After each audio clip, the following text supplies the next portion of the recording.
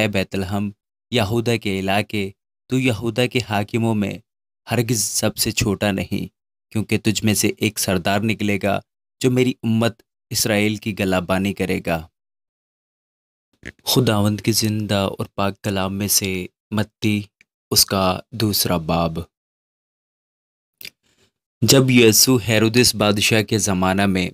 یہودیہ کے بیت لحم میں پیدا ہوا، تو دیکھو کئی مجوسی پورب سے یروشلم میں یہ کہتے ہوئے آئے کہ یہودیوں کا بادشاہ جو پیدا ہوا ہے وہ کہاں ہے،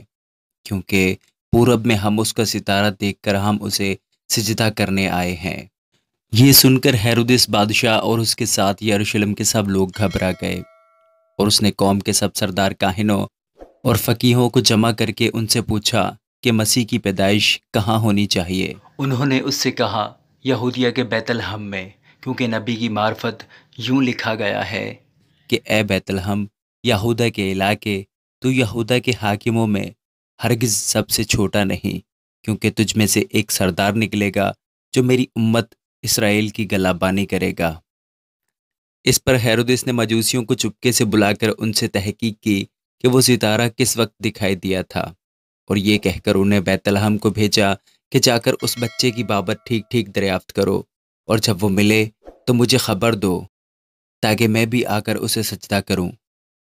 وہ بادشاہ کی بات سن کر روانہ ہوئے، اور دیکھو جو ستارہ انہوں نے پورب میں دیکھا تھا وہ ان کے آگے آگے چلا، یہاں تک کہ اس جگہ کے اوپر جا کر ٹھہر گیا جہاں وہ بچہ تھا۔ وہ ستارے کو دیکھ کر نہایت خوش ہوئے، اور اس گھر میں پہنچ کر بچے کو اس کی ماں مریم کے پاس دیکھا،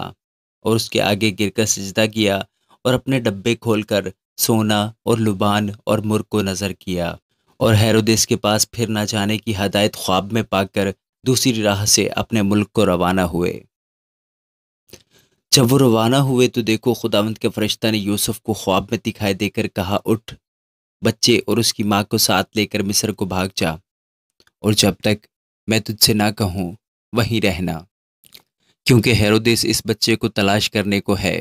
تاکہ اسے ہلاک کرے۔ پس وہ اٹھا اور رات کے وقت بچے اور اس کی ماں کو ساتھ لے کر مصر کو روانہ ہو گیا، اور ہیرودس کے مرنے تک وہیں رہا، تاکہ جو خداوند نے نبی کی معرفت کہا تھا وہ پورا ہو کہ مصر میں سے میں نے اپنے بیٹے کو بلایا۔ جب ہیرودس نے دیکھا کہ مجوسیوں نے میرے ساتھ ہنسی کی تو نہایت غصے ہوا، اور آدمی بھیج کر بیت لحم اور اس کی سب سرحدوں کے اندر کے ان سب لڑکوں کو قتل کروا دیا جو 2 برس کے یا اس سے چھوٹے تھے، اس وقت کے حساب سے جو اس نے مجوسیوں سے تحقیق کی تھی۔ اس وقت وہ بات پوری ہوئی جو یرمیہ نبی کی معرفت کہی گئی تھی کہ راما میں آواز سنائی دی، رونا اور بڑا ماتم، راخل اپنے بچوں کو رو رہی ہے اور تسلی قبول نہیں کرتی، اس لیے کہ وہ نہیں ہیں۔ جب ہیرودس مر گیا تو دیکھو خداوند کے فرشتہ نے مصر میں یوسف کو خواب میں دکھائی دے کر کہا کہ اٹھ، اس بچے اور اس کی ماں کو لے کر اسرائیل کے ملک میں چلا جا، کیونکہ جو بچے کی جان کے خواہاں تھے وہ مر گئے۔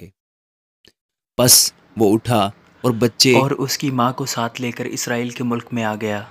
مگر جب سنا کہ ارخلاؤس اپنے باپ ہیرودس کی جگہ یہودیہ میں بادشاہی کرتا ہے تو وہاں جانے سے ڈرا، اور خواب میں ہدایت پا کر گلیل کے علاقہ کو روانہ ہو گیا، اور ناصرت نام ایک شہر میں جا بسا، تاکہ جو نبیوں کی معرفت کہا گیا تھا وہ پورا ہو کہ وہ ناصری کہلائے گا۔ آمین۔